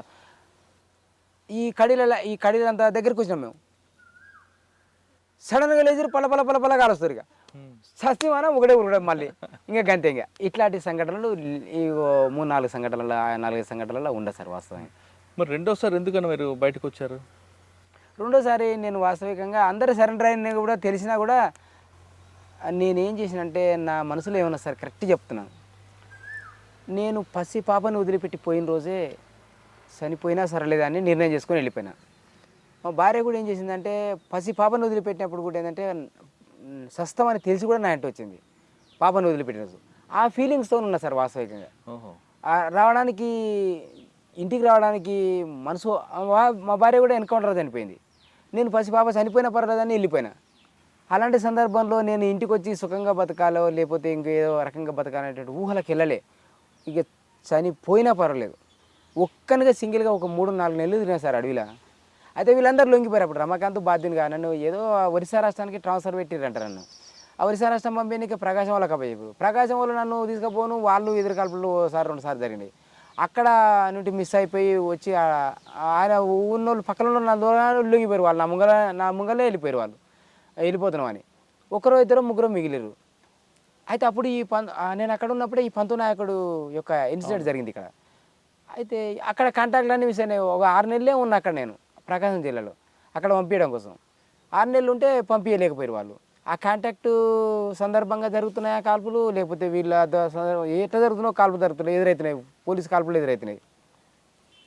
ఇక అని చెప్పేసి అక్కడ ఉన్నటువంటి ఆయనను ఎవరో ఉండే, ఒక ఆయన పేరే ఉండే ఆయన, ఇక ఉందాం మనం ఎంతకాలం ఉన్నా, ఇక ఇప్పుడు కాంటాక్ట్ లేవేం లేవని లాస్ట్గా చెప్పేసిండు. ఇక ఆ ఎంటూరు వాళ్ళు కూడా లొంగిపోయారు. కమాండర్ స్థాయి అయినా ఒక ఆయన లొంగిపోయాడు, సభ్య స్థాయి అయిన నల్గొండ ఆయన కానీ లొంగిపోయాడు. ఇక నేను సింగిల్గా మిగిలిపోయినా. ఇక కాంటాక్ట్ లేవని నేను చేతులు ఎత్తేసాను. ఇక ఎన్ని రోజులు ఉండబా ఇట్లా ఏం చేయాలి అది అని చెప్పేసి ఆలోచిస్తే ఈ పంతనాయక ఇన్సిడెంట్లో వీళ్ళు ఇన్వాల్వ్ అయ్యారు. ఓ వీళ్ళకి కాంటాక్ట్లు ఉంటాయి, ఈ సాంబశివుడు ఇక్కడ ఉండి ఉంటాడు కదా, ఎక్కడో రాష్ట్ర కమిటీ స్థాయిలో ఉండే ఆయనప్పుడు. అయితే కాంటాక్ట్లు ఏమైనా కలవచ్చు, మరి నేను పోయి తెలుసుకొని వద్దా అని ఆయనకున్న బాధ్యతకి చెప్పిన. అంటే నువ్వు నిజంగా అక్కడ పోయి కాంటాక్టు బయట వాళ్ళ కాంటాక్టు తీసుకురావడం కోసం యూజ్ అవుతాం, పోయి రాపు అని చెప్పేసి నేను సింగిల్గా పంపించేసాను. నేను వచ్చి ఒక నెల రోజులు ప్రయత్నం చేసిన. నెల రోజులు పని చేస్తే ఎవరు లేరని మళ్ళీ పోయి చెప్పేసిన. మళ్ళీ పోయిన అక్కడికి. మళ్ళీ పోతే ఏదైనా ఎవ్వరు ఇన్ఫర్మేషన్, ఈ చెంచోళ్ళు కూడా ఎవరు చెప్తలేరు. వాళ్ళు పోయినాక వీళ్ళు వీళ్ళకు చెప్పొద్దని చెప్పిరా తెలియదు నాకు. వాళ్ళు ఏడ ఉన్నది ఎవరు చెప్పారు, ఎవరుంటారు అంటే ఏమన్నా ఎవరుంటారు మీకే తెలుసు అంటారు. ఇంకా నాకే తెలిసినట్టుగా వాళ్ళు మాట్లాడితే నేనే వాళ్ళు కలవాలని. ఇక వీళ్ళు ఎవరు లేకుండా వెళ్ళిపోయారు అప్పటికే. ఆ పంతనాయకుని ఇన్సిడెంట్ వెంటనే సరెండర్ అయిపోయాడు ఆ ఇన్సిడెంట్లో ఉన్నటువంటి వాళ్ళందరూ కూడా. ఇక ఎవరు లేరబ్బా అని చెప్పేసి ఎవరన్నా ఉంటారేమో అని సింగిల్గా తిరుగుకుంటా దేవులాడి యాసకు వచ్చి అక్కడ మళ్ళీ ప్రకాశం వెళ్ళిపోయితే ఆయన ఎన్ని రోజులు పట్టింది తిరగడానికి? ఎన్ని రోజులు లేదు సార్. ప్రకాశం ఏరు దాటితే అవతల ప్రకాశం, ఏరు దాటితే ఇతల అయిపోయినారు అంతే. ఒక ఏటు బుట్టి దాటితే అయిపోయి అంతే. అవతలకి పోతే ఏంటంటే వాళ్ళ కాంటాక్ట్ పెట్టుకొని వచ్చిన నేను వచ్చేటప్పుడే. కాంటాక్ట్ మళ్ళీ నాకు ఆ అడవి తెలియదు కరెక్ట్గా చెప్పాలంటే. ఇప్పటికి కూడా నేను అడవిలో పోతే కడబడిపోతా, తెలియదు అడవి తెలియదు నాకు. అయితే నేను ఆయనకు కూడా తెలిసి అక్కడ ఉన్న బాధ్యత తెలిసే, వీళ్ళకి కూడా తెలిసే నాకు అడవిలో కడబడితే ఓకేనని. తెలియదు నాకు అడవి బాగా. ఇక నన్ను ఏమైనా మనుషులు ఏంటో తొలకపోతారో మనుషులు తొలకొస్తారు ఒకవేళ. ఇక ఆయనకి చెప్తే ఆ ఏట్లకే వచ్చిండు, ఇట్లా కలుపుకుని మళ్ళీ తొలకపోయాడు. తొలకపోతే మరి ఇట్లా ఆయన ఏం చెప్పాడంటే మరి ఇక అక్కడ కాంటాక్ట్ లేదు, ఇక్కడ కాంటాక్ట్ లేదు అంటే ఇంకా ఏమో మరి ఏమో కొంతకాలం నువ్వు అట్లే ఉండి అక్కడ నువ్వు ఆ ఆర్గనైజేషన్లో ఉండు, నేను ఇక్కడ ఆయన కూడా సింగిల్, ఒకరు ఇద్దరు లేడీస్ ఉన్నారు, ఆయన ఉన్నాడు. ఆయన పేరేదో మర్చిపోయాను నేను. ఇక ఆయన ప్రకాశం జిల్లాలో నేను తిరుగుతుంటా, నువ్వు అక్కడ తిరుగుతుండు. ఇక నువ్వు లోకల్ పబ్లిక్తో తెలిసిన వాళ్ళతో నీవు తిరుగుతుంటావు, నేను ఇక్కడ లోకల్ పబ్లిక్తో నేను తిరుగుతుంటాను ఆయన సజెషన్ చెప్తే సరే అని చెప్పేసి ఇక్కడ వచ్చి 3 నెలలు 4 నెలలు తిరిగి సార్ వాస్తవికంగా. ఇది నల్లమల ఫారెస్ట్లో ఒక్కనిగా సింగిల్గా. గుడిసెల కాడిపోతే అలా మీరుంటే వాళ్ళు వస్తారు కాల్పులు చేస్తే, మీకోసం కాల్పులు చేస్తారు, మా పిల్లలతో సహా మేము చనిపోతామని వాళ్ళు ఆడ ఉండనియరు. ఒక్కరినే పోవాలి, అడవిలో ఉండాలి చెట్ల కింద. పగలంటే ఉంటా, నైట్ కూడా ఒక్కరినే ఉండాలి, నైట్ కూడా రానియరు వాళ్ళు. అన్నం అయితే పెడతాం కానీ పక్కకు ఉండాలి ఎక్కడో దగ్గర. ఇంకా అట్లా ఒక 3 నెలలు ఉన్నా సరే. అయితే నేను రాకపోవడానికి కారణం ఏంటంటే మా భార్య చనిపోవడం ఒకటి, మా బిడ్డ చనిపోయినా సరే నేను అని వదిలేసి వెళ్ళిపోయినా కదా. అరే వాళ్ళిద్దరిని ఆమె చనిపోయినా పర్లేదు అని అట్లా అనుకున్నా, ఈమె చనిపోయినాక కూడా నేను మళ్ళీ వచ్చి నేను లొంగిపోయి బతకడంలో అర్థం లేదు. ఆల్రెడీ ఒకసారి లొంగిపోయినా. అనేక ఒత్తిళ్ళు అంటే ఇప్పుడు అప్పుడు నాకు ఒత్తిళ్ళు అనిపించినాయి. ఇప్పుడు అలాంటివి నేను ఈజీగా దాటేసి నేను ఉండగలను. ఇక అవతలకు వెళ్ళిపోయి మళ్ళీ ఏదైనా ఇబ్బందులు ఎదుర్కొందని చెప్పేసి రాలేకపోతే వాళ్ళు క్యాంపెయిన్ బ్యాచ్లలో భాగంగా ఈ పోలీస్ డిపార్ట్మెంట్ బ్యాచ్లే అక్కడక్కడ ఎక్కడెక్కడ ఉన్నావో నాకు ఇన్ఫర్మేషన్ ఎవరు చెప్పకపోయేది. ఇక నేనేమైనా కొంచెం అన్నం ఆడుకొని తిని ఉన్న అడవిలో సింగిల్గా ఉన్నంత క్రమంలో ఒక దగ్గర స్నానానికి 5 గంటలకు దిగిన ఏట్లకు కూడా కాకుండా ఏరు నుంచి జర రివర్స్ ఒక దారవాగ అని ఉంటుంది, ఆ దారవాగలో ఇట్లా ఎదురుదంతాయి నీళ్ళు, అది 1 కిలోమీటర్ ఉంటాయి నీళ్ళు 8 లోతుల. ఆ అందులోకి వచ్చి ఒక్కరిని స్నానం చేస్తాను. ఆ స్నానం చేస్తున్న క్రమం లోపల వాళ్ళు ఎప్పుడో చుట్టుముట్టారు నన్ను. నేను అందులో స్నానం స్నానం చేసి బయటికి వెళ్ళినా కట్టుకున్నా అంత సిద్ధమై వెళ్ళిపోదాం అనే మూమెంట్లోనే వాళ్ళందరూ ఎప్పుడు రౌండ్ చేసారో చూసుకోలేదు నేను వాస్తవికంగా. వాళ్ళే ఒక దరికున్నటువంటి రాయిని కుప్ప కూల్చారు. ఇట్లా ఇయ్యో సపడా అని ఇట్లా చూసేసరికి అయ్యి అచ్చంపేట సిఐ కనిపిస్తున్నాడు. ఎవరు? అచ్చంపేట సిఐ మధ్య సార్ అని ఉండే అప్పుడు. ఆయన కనిపిస్తున్నాడు. అంటే అబ్బాయి పోలీసులు ఇక్కడ తిరిగి చూసేసరికి మొత్తం దరివిద ఇప్పుడు ఎంత ఈ తుమ్మ చెట్టు దాదాపు చెప్పాలంటే ఒక 50 మీటర్ల పరిధిలో వెపన్స్ పెట్టుకొని నా మీద పెట్టుకొని నిలబడరు. ఇక అది వాళ్ళు కూర్చున్నారు అక్కడ పైన. అబ్బోగా సార్ ఇక నేను సరెండర్ అవుతున్నా అని ఆయన సీఏ ఏం తెలియదు, వీళ్ళు కానిస్టేబుల్ అని ఎవరు తెలియదు, ఎవరెవరు ఏం తెలియదు. సార్ సరెండర్ అవుతున్నా మీరు ఏమైనా చేయండి అని చెప్పేసి ఏట్లో నిలబడ సరిగా అంటే భగవంతుడు నీకేం కాదు పక్కకు నిలబడు, దూరం వచ్చి నిలబడు అన్నాడు. అంటే ఇంకా ఏదో బట్టలు సరిగా కట్టుకొని వచ్చి ఇంకా పక్కన నిలబడితే ఇక వాళ్ళు వచ్చి ఎత్తుకుంటారు సార్. ఇక నాకు వైబ్రేషన్ వచ్చి మామూలుగా వణుకుతలేను. అయితే అప్పుడున్న టెన్షన్ అదే. ఇక ఏం కాదు అని ఇప్పుడు సపరిస్తారు. నన్ను గుర్తుపట్టినా ఆ మధ్యలో ఎవరెవరో ఏదో ఒక రకంగా మాట్లాడుతారు. నేను ఎవరిని గుర్తుపడతాను సార్ అప్పటికి ఆ టెన్షన్లో. నేను గుర్తుపట్టలేదు అని అన్నా. ఇంకా తర్వాత నిలబడి మాట్లాడని చెప్పి ఏం కాదుకో భగవంతు, నా పేరు మధ్య సార్, నా పేరు అచ్చంపేట సిఐ అని ఆయన చెప్పిండు పరిచయం ఆ రకంగా. అంటే సరే సార్ ఇక ఏమో సార్ మీ ఇష్టం ఏమైనా చేయండి సార్ అని దండం పెడుతున్నాయి. ఇక నేనేం చెప్పాలో నాకు అర్థమవుతలేదు. ఇక ఏం కాదుకో నీకేం కాదుకో అని చెప్పి ఇక ఆయన ఎక్కడి నుంచో బోర్డు తీపిచ్చాడు అక్కడికి. ఇంకా నీళ్ళకానే కదా నేను ఉన్నది. ఇంకా ఆడికి డైరెక్ట్ బోట్ వచ్చింది. బోట్లు వేసుకొని ఇక కొల్లాపూర్ తీసుకొని వచ్చారు. 11 అయింది రాత్రి. 7 గంటలకు ఆడ నన్ను వాళ్ళు క్యాచ్ చేసుకున్నారు. అది చేసుకొని 7 గంటలకల్లా తీసుకొచ్చి నడియట్లో ఒక పెద్ద గుట్ట ఉంటుంది నడియట్ల. ఆడికి వచ్చినాక ఆపి పెద్ద గుట్టెక్కిరు. అప్పుడు చారు సినిమా మేడం జిల్లా ఎస్పీగా ఉన్నది. అయితే ఎస్పీకి ఇన్ఫర్మేషన్ చెయ్యొచ్చు అని నా ఊహ అంతే. అయితే ఆమె చెప్పొచ్చు. వాళ్ళు అక్కడి నుంచి వచ్చి ఏమన్నారంటే ఇక బతికినావు పారా ఇక భగవంతుడు, నువ్వు బతుకు ఉందిరా నీకు, భూమి మీద నూకలు అన్ని ఇట్లా సప్ప ఈ వెనక వచ్చి ఊక సప్ప అది కొడుతురు, నా ఈపు కొడుతురు. అయితే అప్పుడు నాకు అర్థమైంది ఏంటంటే ఓహో ఎస్పీకి ఫోన్ చేసి మాట్లాడి పర్మిషన్ తీసుకొని నన్ను తీసుకుపోతున్నట్టుందని నా ఊహలకు వెళ్ళిపోయినాక అంతే. ఇక ఆ రకంగా నన్ను తీసుకుని కొల్లాపూర్కి వచ్చారు. కొల్లాపూర్ కాగానే కొల్లాపూర్ పోలీసులు కూడా ఉన్నారు ఆ రోజు. అచ్చంపేట పోలీసులు కొల్లాపూర్ పోలీసులే కమాండింగ్ అయ్యి నన్ను అరెస్ట్ చేసింది. వాళ్ళు వెళ్ళిపోయారు. ఇక కొల్లాపూర్ ఎస్ఐను అచ్చంపేట సిఐ ఇద్దరు కూడా తీసుకొని మహబూబ్నగర్ ఆఫీస్కు అదే రాత్రి తీసుకొని వెళ్ళిపోయి ఈ గెస్ట్ హౌస్లో తీసుకుపోయి అందులో గెస్ట్ హౌస్లో వదిలేసారు. వండుకో పడుకో ఏం కాదు, ఏం భయపడకు అది అని చెప్పేసి ఇంక వాళ్ళ ప్రయత్నం వాళ్ళు ఉన్నారు. ఇక ఉదయం ఇక సార్ మేడం ముంగల అటెండ్ చేసేస్తారు. ఇక వితిన్ ఒక్క రోజులో ఇదంతా అయిపోయింది. ఇక 100 మంది విలేకరుల ముద్దలా మాట్లాడించింది సార్ ఆ మేడం. అప్పుడు ఆయన ఓఎస్డీగా ఎవరున్నారంటే మహేశ్చంద్ర లడ్డా సార్ అన్నాడు సార్. కానీ ఆయనకు హిందీ మనిషి ఆయన, కానీ తెలుగు స్పష్టంగా మాట్లాడిన ఆయన. అరే నువ్వు ఎన్ని రోజులు తిరిగినావు, ఎక్కడెక్కడ తిరిగినావు అని ఆయన నోటుకుంటే ఆయన నాతో మాట్లాడించాడు. ఆయన అడుగుతున్న క్వశ్చన్స్లలో నేను అన్ని సమాధానాలు చెప్పిన. వీటిని ఏది ఘోరంత సందుకోకుండా అడిగిన సార్. అబ్బా ఇంత తెలుగు, అసలు హిందీ మనిషి ఇంత తెలుగు ఇంత స్పష్టంగా ఇంత క్లూ ఎంత అంటే అబ్బబ్బా డీప్గా లోపలికి వెళ్ళి ఎవరెవరిని ఏ టైంలో కలిసినట్టు స్థాయిలోకి వెళ్ళి మాట్లాడించి ఇంటర్వ్యూలో విలేకరుల ముంగల బహిరంగంగా మాట్లాడినప్పుడు ఇక నువ్వు ఎక్కడి నుంచి వచ్చినావు, ఎప్పుడు వచ్చినావు, ఎన్ని రోజులు తిరగబట్టి ఏడేడా కలిసినావు, ఇవన్నీ మాట్లాడిస్తే ఇంకా మాట్లాడినా అట్లా గుర్తుండిపోయింది ఆయన ఏంటంటే అంత డీప్గా మాట్లాడగలిగిండు అంత. అయితే నేను ఇంటికి వచ్చినాక కావచ్చు ఒకసారి శ్రీశైలం భక్తులో లేకపోతే ఎవరు హనుమాన్ల భక్తులు అడవిలో కాడబడి కింద మీద అయిపోయారు. అయిపోయినప్పుడు ఆ సార్ అయితే అప్పుడు నాకు ఆ సార్ గుర్తుండు కదా. అయితే ఆయన భక్తుల కోసం హెలికాప్టర్ తీసుకొచ్చిండ 2 తీసుకొచ్చి అదొక పేరు, మంచి పేరు మాత్రం నా మైండ్లో అట్టే నాటకపోయింది. ఇక తర్వాత జైలుకి వెళ్ళారు అప్పుడు? అవును సార్, అరెస్ట్ చేసి ఇక నన్ను ఎస్పీ మంగళ సెంటర్ చేసి. ఎన్ని నెలలు ఉన్నారు జైల్లో? జైల్లో 3 years ఉన్నా సార్. 3 సంవత్సరాలు. జైలు నుంచి బయటకు వచ్చాక ఇక ఊర్లోకి వచ్చి వ్యవసాయం చేసుకుంటాం. పాప కలిసింది అప్పుడు? వచ్చింది సార్. అమ్మమ్మ ఇంటి పంజుగులనే వాళ్ళ అమ్మమ్మ ఊరు. ఇక వాళ్ళు సన్నవీళ్ళు అప్పుడు తీసుకుపోయి వాళ్ళు సాధిండ్రు. 5 ఏళ్ళు 6 ఏళ్ళు గుర్తుపట్టింది మీకు అప్పటికి. అయితే వాళ్ళందరూ కూడా ఏంటంటే ఇన్స్పైర్ చేశారు. మీ నాయన అనుకో, మీ నాయన వచ్చి అప్పుడు నేను మాట్లాడపోయి సార్ మనతోటి ఊళ్ళో సింగిల్గా ఒక్క పిల్లతోనూ మాట్లాడపోయేది. ఎందుకు మాట్లాడపోయేది అంటే ఇక్కడిదక్కడ అక్కడిక్కడ మాట్లాడి లేనిపోని గలాటలు పంచాలకు తీసుకొస్తారు. పోలీసులకు ఏదో ఇన్ఫర్మేషన్ అంతది అనవసరంగా నాతోటి ఇతరుల మీద. ఎన్ని సంవత్సరాలు చూసారు పాప అప్పటికి? నేను అదే ఈ రాజశేఖర రెడ్డి లీగల్ అవకాశాలు అప్పుడు నేను లోకల్ ఆర్గనైజర్ కదా సార్. లోకల్ నేను ఎప్పుడు చూసేటోని, మాయా మాత్రమే లీగల్ అవకాశాలు. అప్పుడు విడిపోయిన తర్వాత ఎప్పుడు చూసారు? ఎన్ని సంవత్సరాలు చూసారు? విడిపోయిన తర్వాత నేను దాదాపుగా లోకల్ ఆర్గనైజర్గానే వర్క్ చేశాను. లోకల్గా నేను ఎప్పుడు వాళ్ళ ఇంటికి కూడా పోయే సార్. వాళ్ళ ఇంటికి కూడా నేను పాపం చూసి తర్వాత వచ్చింది మీ దగ్గరికి. అయితే నేను అని ఊహ తెలియదు ఆమెకు. వాళ్ళే అందరూ దగ్గర జైలు నుంచి వచ్చిన తర్వాత ఆమెను 6 ఏళ్ళు ఏముంటాయి ఆమెకు. వాళ్ళ కుటుంబీకులు మీ నాయన వచ్చాడు పో మీ నాయన దానికో ఏముంది నీకు అది అని వాళ్ళ అమ్మమ్మ గారు వాళ్ళందరూ కూడా ఏంటంటే. అయితే నిజంగా ఆమె ఒక్కతే వచ్చింది ఇడికి. 7 సంవత్సరాలు ఉండొచ్చు. పో మేకల కాడకు అన్నారంట. నేను ఓన్ మేకల కాడ నీవు అన్నదంట. వాళ్ళకి మేకలు ఉంటాయి, నేను ఎందుకు పోతా మేకల మరి మీ నాయన దానికో అన్నారంట. గుండ్రు అని అందరూ చెప్పారు. మా అమ్మ కూడా అప్పుడప్పుడు తోలుకొచ్చుకునేది ఇడికి. గుండ్రు మీ నాయనమ్మ దానికనవో మీ నాయన దానికనవో అని వాళ్ళు ఎంకరేజ్ చేస్తే 7 సంవత్సరాలకే వచ్చేసింది నడిచి ఆమె. వచ్చింది సరే వస్తే ఇక అప్పటి నుంచి ఇంక పోనీయాలి ఇక్కడే ఉంచుకున్నాను. ఇక ఓకే సార్, చివరిగా చెప్పండి, పాపను తీసుకొచ్చారు, ఏం చేస్తుంది పాప ఇప్పుడు? చదివించాను సార్. ఆమెను ఇంట్రెస్ట్గా చదివించి ఆమెను ఈడ 10th క్లాస్ వరకు ఉంది గుంటూరులో, ఈడ చదివించిన. ఇంటర్మీడియట్ మహబూబ్నగర్ తీసుకుపోయి సార్ జస్ట్ కొంచెం ఆమెకు మైండ్ డెవలప్ కావాలని.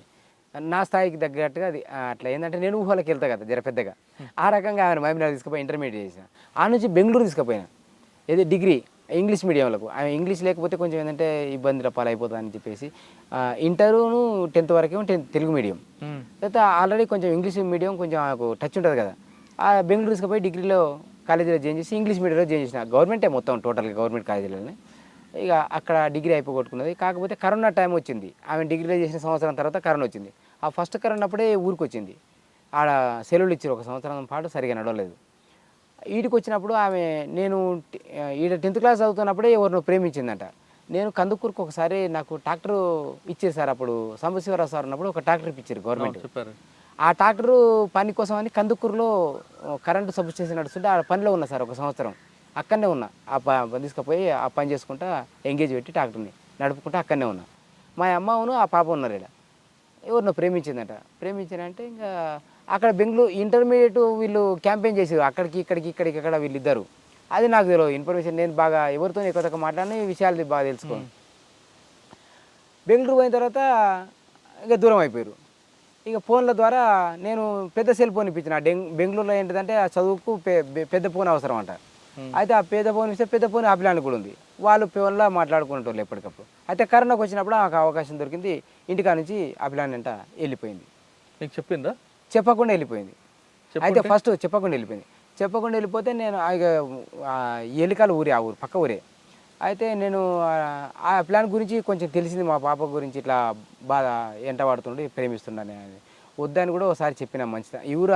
అమ్మమ్మ ఊరు ఈ ఊరే ఆ ప్లాన్ది వాళ్ళ అమ్మది ఈ ఊరే అయితే అట్లా వాళ్ళ అమ్మ కూడా చెప్పిన అక్క ఇట్లా సంగతి అమ్మాయిని చదువుకోవాలి కొంచెం జాబ్ సంపాదించాలని చూస్తున్నా ఆ జాబ్ సంపాదిస్తే మంచిగా బతుంది మేము అంత కష్టాల పాలిపోయి నష్టపోయాను అని చెప్తే ఏమో తమ్మి నాకు తెలియదు అని ఆమె అన్నది నా అక్కదమ్మడం కావాలి ఇక సరే అని చెప్పేసి వాళ్ళు మాత్రం మర్చిపోలేదు ఇక మర్చిపోకుండా వెళ్ళిపోయింది ఆయన వెళ్ళిపోతే ఇక పోలీస్ స్టేషన్లో నేనే కేసు పెట్టిన ఇట్లా అమ్మాయిని ఏజ్ ఉంది మీకు 18 సంవత్సరాలు దాటినాయి ఆ పిల్లానికి 21 సంవత్సరం దాటలేదు అంతే 21 సంవత్సరానికి ఒక నెలలో 2 నెలలు నెల రోజులు తక్కువ ఉన్నది అంతే ఇక గవర్నమెంట్ దగ్గర పోతే వాళ్ళ ఏజ్ ఉందబ్బా వాళ్ళది మెచ్యూరిటీ ఏజ్లో మేమేం చేయలేమని చెప్పేసి వాళ్ళు చిత్రిస్తే వాళ్ళు ఇక మేము పెళ్లి చేసుకుంటాం మాకు చదువు లేకున్నా సరే మాకు మా అమ్మ నాయన లేకున్నా సరే మేమైతే పెళ్లి చేసుకుంటాం చెప్పేసి ఆమె కొట్టుకుపోయింది పెళ్లి చేసిన సరిగా ఇక అదే కుల వ్యవహారం ప్రకారంగా ఇక సరే అని చెప్పేసి పెళ్లి చేసిన ఇక ఒక సంవత్సరం మా ఇంటికి రాలే వాళ్ళు ఇక సంవత్సరం తర్వాత వాళ్ళే పెళ్లి చేయాలి అని చెప్పేసి సంవత్సరం పెళ్లి కాకుండా వాళ్ళ ఇంటికి అనుకున్నారు పెళ్లి చేయాలని చెప్పేసి ఇంటికి వచ్చి వస్తే ఇంకా చేస్తాను నేను కూడా నాకు ఉన్న ఒక బిడ్డ అప్పటికి పిల్లలు అవకతే సరే అనుకున్నది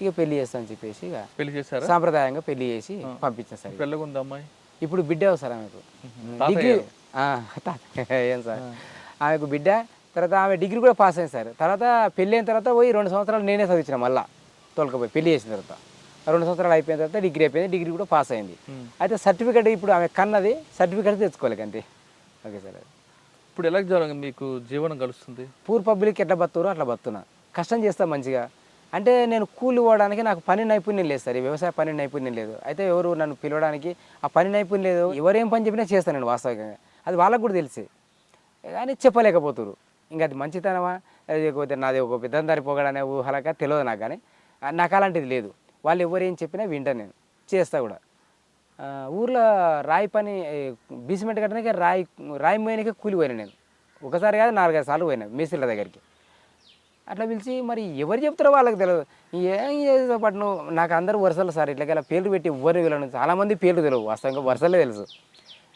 ఎవరో గారు సార్ మామయ్య అంటాడు ఎవరో గారు సార్ బాబాయ్ అంటాడు ఎవరో గారు సార్ కాక అంటాడు ఏదేదో అంటారు వాళ్ళకి వాళ్ళే చూసుకొని అంటే ఇంకా సరే నేను అయా అని మాట్లాడతాను అందరినీ ఆరే తోరే అని కూడా అన్నాను ఇక ఆ రకంగా పబ్లిక్ నాకు ఒక్కరు పేరు తెలియదు సార్ ఇక మా ఊళ్ళోనే సగం మంది పేర్లు తెలియవు అదే నిన్ననో మొన్న మీ దగ్గర ఎవరు వచ్చి పేర్లు చెప్తారు నాకు అందరూ వరుసలతో పిలుస్తారు పేర్లు తెలియవు సార్ భావజాల ప్రభావంతో అడిబాటు పట్టిన తుమ్మల భగవంతన్న పాటిని కోల్పోయి పాప కోసం తిరిగి జనజీవన స్రవంతులు కలిశారు. వచ్చిన తర్వాత ఇక్కడ ఉన్న పరిస్థితులను అర్థం చేసుకొని ఇంకా సామాన్యుడుగానే ఉంటున్నాడు ఆయనలో అమాయకత్వం ఎంత కనిపిస్తుందంటే కూతురు వెళ్ళిపోయిన ఆమెని తీసుకొచ్చి పెళ్లి చేసి ఇక్కడున్న ప్రజలతో మమకమైపోయి ఇదే గుంటూరులో పూర్తిగా స్థిర నివాసం ఏర్పరచుకున్నాడు. సాధారణంగా మాజీలు అనగానే ఏదో సెటిల్మెంట్లు చేసుకుంటూ కార్లలో తిరుగుతూ బాగా డబ్బులున్న మంచి బిల్డింగ్లు ఉంటారనుకుంటాం, కానీ అవన్నీ అవాస్తవాలనే విషయాలు ఇప్పుడు మనం మహబూబ్నగర్ జిల్లాలో జరుగుతున్న మాజీ నక్సలైట్ కుటుంబాలు పరిశీలిస్తే చాలా క్లియర్గా అర్థమవుతాయి. ఒకప్పుడు భూ పోరాటాలు చేసి పేద ప్రజలకి భూములు పంచిన వాళ్ళు ఇప్పుడు భూములు లేక వాళ్ళ బతుకు తెరువుకి సాధారణ కూలీలుగా వెళ్తున్న సంఘటనలు మనకి మహబూబ్నగర్ జిల్లాలో చాలా కుటుంబాలు కనిపిస్తుంటాయి. ఇది తుమ్మల భగవంతో ఎక్స్క్లూజివ్ ఇంటర్వ్యూ. వచ్చే వారం మరొక ఇష్టం మళ్ళీ కలుద్దాం. అంతవరకు నమస్తే. థ్యాంక్ యూ అన్న. Thank you sir, thank you.